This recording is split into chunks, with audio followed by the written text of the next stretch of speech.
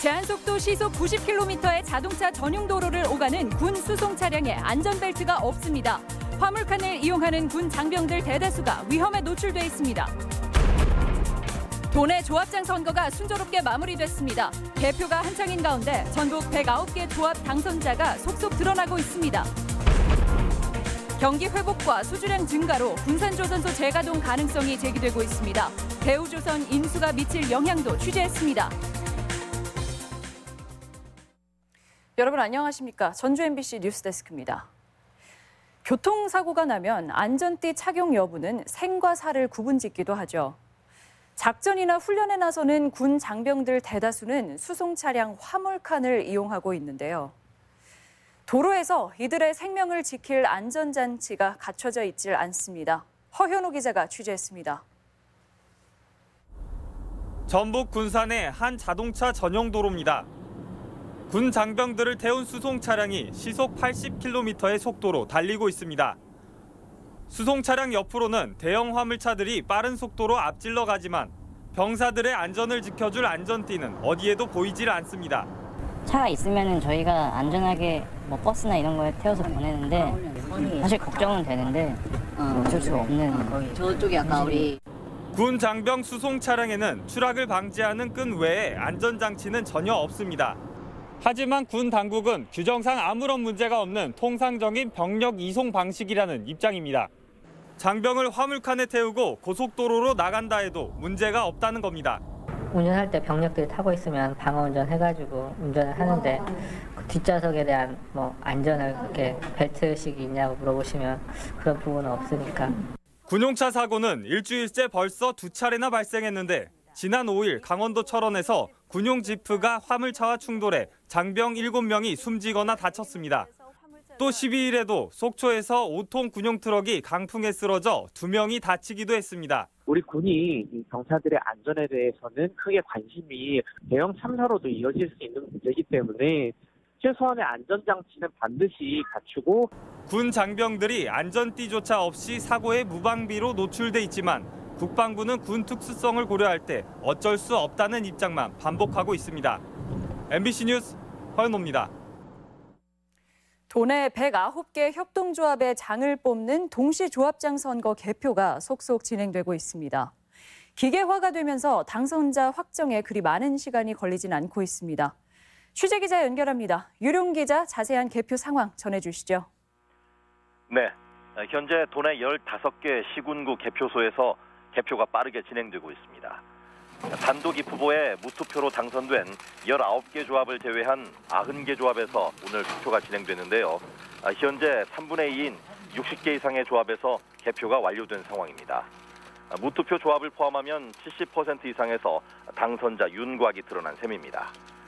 전주농협 이민규, 전주 김제 완주축협 김창수 등 현 조합장이 연임을 확정짓기도 했습니다. 자세한 조합별 개표 상황과 당락 여부는 선관위 홈페이지에서 실시간 확인이 가능합니다. 이번 선거는 전체 투표율이 81.2%를 기록해 4년 전 1차 동시 조합장 선거 때보다 투표 참가가 0.8% 늘었습니다. 그만큼 조합의 운영과 혁신에 대한 기대가 컸던 것으로 분석할 수 있겠습니다. 반면 선거운동 기간이 2주 정도로 매우 짧고 토론회나 정책 발표가 법제화되지 않아 깜깜이 선거 아니냐는 지적도 컸습니다.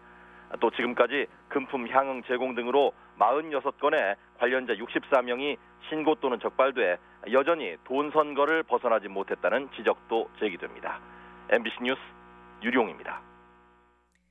현대중공업이 대통령과 약속했던 군산조선소 재가동 시점이 올해인데요. 조선업 경기가 회복되고 수주량도 늘고 있지만 군산조선소 재가동은 여전히 감감무소식입니다. 특히 최근 대우조선 인수가 진행되면서 셈법이 더욱 복잡해졌습니다. 임홍진 기자입니다. 대우조선 해양 인수합병 계약을 체결한 현대중공업은 군산조선소 재가동에 대해 내부 논의를 진행한 바 없다고 밝혔습니다. 재가동을 위한 충분한 일감을 확보하지 못했고 지금까지 별다른 상황 변화가 없었다고 주장합니다. 본사가 있는 울산조선소의 도크가 100% 가동하지 못한 상황에서 군산조선소의 건조 물량을 배정하기는 어렵다고 난색을 보였습니다. 물량이 없어서 그렇게 된 상황이기 때문에 또 인수한다고 해서 나중에 좋아질지 안 좋아질지는 모르겠지만 뭐 지금 군산조선소에 영향이 있는 건 없어요. 대우조선 인수에 다급해진 현대중공업에게 군산조선소 재가동 문제는 뒷전으로 밀려날 우려도 나오고 있습니다. 2년 가까이 놀렸던 군산조선소 부지에 올 초 태양광 발전 설비 설치가 검토됐는가 하면 소방당국에 신고하는 위험물 제조소 휴지 기간도 무기한으로 연장돼 재가동 전망을 어둡게 하고 있습니다. 이에 반해 인수합병으로 가격 경쟁력이 높아지고 수주 물량이 늘어나 군산조선소 재가동에 긍정적인 영향을 미칠 수도 있다는 낙관론도 있습니다. 군산시는 현재 군산조선소에 연간 100억 원이 넘는 관리 비용이 쓰이고 있다며 재가동은 반드시 성사돼야 한다고 강조합니다. 자금을 들여가면서도 지금 그 시설 관리를 하고 있는데 앞으로도 수주 물량만 확보가 된다고 그러면 현대중공업에서 군산조선소를 재가동하지 않을까 하는. 한때 군산 수출액의 30% 가까이 차지했던 현대중공업 군산조선소 재가동은 2, 3년치 일감 확보가 우선 전제돼야 한다는 분석이 설득력을 얻고 있습니다. 산업통상자원부는 조선업 협력업체들의 업종 전환 지원 요구에 대해 오는 5월쯤 입장을 발표하겠다고 밝혀 군산조선소 재가동 여부도 이때쯤 구체화될지 귀추가 주목됩니다. MBC 뉴스 임홍진입니다. 정부는 제조업이 붕괴된 군산을 고용 위기 지역으로 지정하고 그간 협력업체와 실직자들을 지원해왔는데요. 지원된 예산을 꼼꼼히 따져봤더니 위기 해소와 상관없는 것들이 상당수여서 지원책이 보여주기 아니냐는 비판이 제기되고 있습니다. 강동엽 기자입니다. 정부는 그동안 GM 군산공장 폐쇄와 조선소 가동 중단으로 위기에 빠진 군산에 대한 다양한 지원을 약속해왔습니다. 특히 협력업체들까지 이어질 고용의 감소는 군산시와 전북도 차원에서는 감당하기가 어려울 것입니다. 군산 지역 경제를 살리기 위한 특단의 대책을. 하지만 뚜껑을 열어보니 기대와는 거리가 있었습니다. 지난해 지원된 1,700여억 원을 살펴보면 경영난과 생활고를 겪는 협력업체와 실직자, 소상공인 몫은 고작 20%에 불과했습니다. 반면 대체산업 육성과 기업 유치, 지역 예산은 이보다 4배나 많은 1,300여억 원에 이릅니다. 특히 새만금 임대용지 확보와 도로 건설, 군산 전북대병원은 기존 사업이거나 위기 해소와는 전혀 관련이 없는 것들입니다.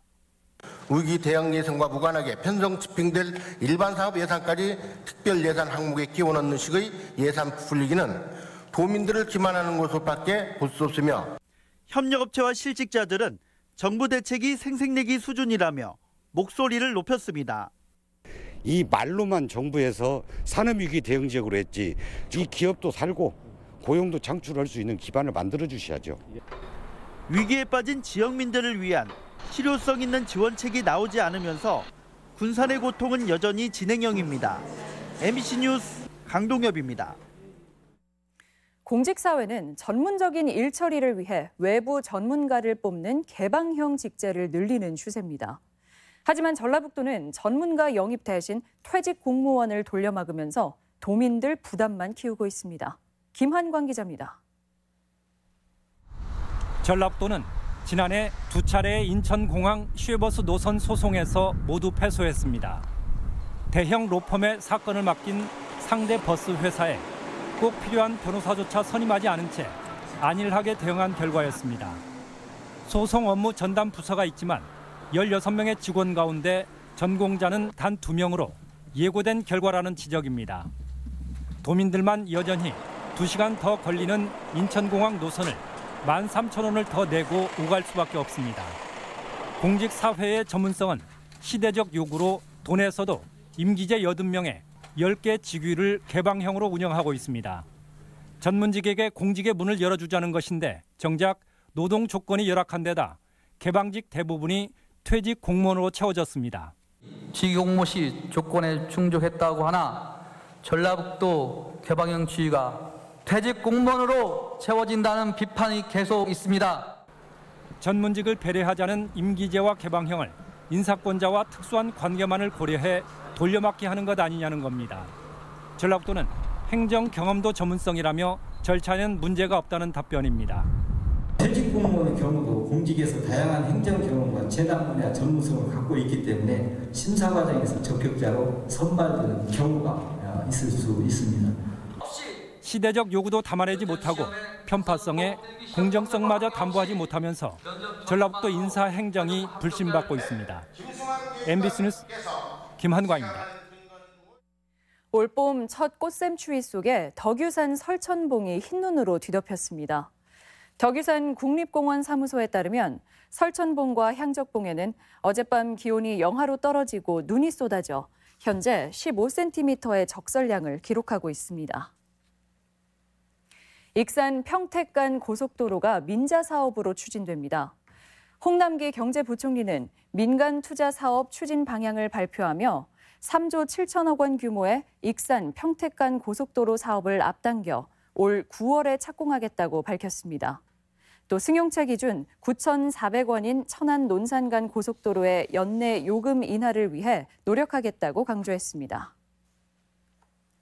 새만금 종합개발계획의 수정이 추진됩니다. 전라북도와 새만금 개발청은 지난 2014년 수정된 새만금 계획이 개발에 어려움을 겪는 현실을 담지 못한 점을 감안해 오는 2021년까지 30억 원을 투입해 변경 용역을 추진한다는 계획입니다. 새 계획에는 철도 등 새만금 기반 시설과 재생에너지 사업을 반영하고 예산 등 사업 계획을 보다 구체적으로 명시한다는 방침입니다.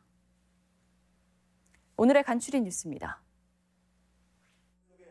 국회가 미세먼지 법안을 처리하면서 누구나 LPG 차량을 구입할 수 있습니다. 또 교실에는 미세먼지 측정기와 공기 정화기 설치가 의무화되고 미세먼지를 사회 재난에 포함시키기로 했습니다. 100년 전 전주 만세운동이 열린 3월 13일을 기념해 오늘 전북대와 전주대에서는 플래시몹과 함께 독립선언서 낭독과 애국가 제창 행사가 열려 3.1운동의 숭고한 정신을 되새겼습니다. 전북 지역 축산농가의 가축재해보험 가입률이 전국에서 가장 높았습니다. 전북은 가축재해보험 대상 6,300만 마리 가운데 6,200만 마리가 등록해 가입률 98.2%를 나타냈습니다. 임정엽 민주평화당 완주 진무장지역위원장이 전북도당 위원장으로 추대됐습니다. 임 위원장은 오는 26일 도당 개편대회를 거쳐 임기 2년의 위원장직을 맡게 됩니다. 간추린 소식이었습니다. 전북교육청은 올해 전주 특수교육지원센터 기간제 교사를 모집하면서 인력풀 등록자를 우선 채용해야 한다는 원칙을 무시하고 미등록자를 선발했습니다. 특수교육지원센터는 실수라며 탈락했던 전형자를 다시 합격시키고 합격 예정자는 다시 탈락시켜 채용 과정에 문제점을 드러냈습니다. 환경단체가 유해한 배터리 원료 생산업체의 새만금 입주 제한을 촉구했습니다. 전북환경운동연합은 최근 LG화학이 새만금에 입주해 호주에서 수입한 광석으로 리튬을 생산하고 폐광석은 새만금에 매립하는 계획이 논의되고 있다며 우려를 밝혔습니다. 특히 국비와 도비를 투입한 부지를 파격적인 가격에 임대하는 만큼 계획대로 재생에너지나 의료기업 등 친환경 업종으로 제한해야 한다고 주장했습니다. 순창에서 실종된 60대 노인에 대한 수색이 이틀째 이어지고 있습니다. 순창경찰서는 지난 11일 오후 순창 인계면에서 65살 박모 씨가 실종됐다는 신고를 받고 박 씨를 찾기 위해 이틀째 인력 100여 명과 구조견을 동원했지만 발견하지 못했다고 밝혔습니다. 경찰과 소방당국은 내일은 헬기 등을 동원해 수색에 나설 예정입니다. 전주지방검찰청은 의붓딸을 성폭행한 혐의로 전북 모 극단 배우 66살 A씨를 아동 성보호에 관한 법률 위반 혐의로 구속 기소했습니다. A씨는 지난 2016년부터 지난해까지 10대 의붓딸을 2차례 성폭행하고 1차례 추행한 혐의를 받고 있습니다. 오늘 오전 7시 반쯤 익산시 영등동의 한 교차로에서 신호를 위반한 승용차가 사람을 치어 숨지게 했습니다. 전북권 뉴스였습니다.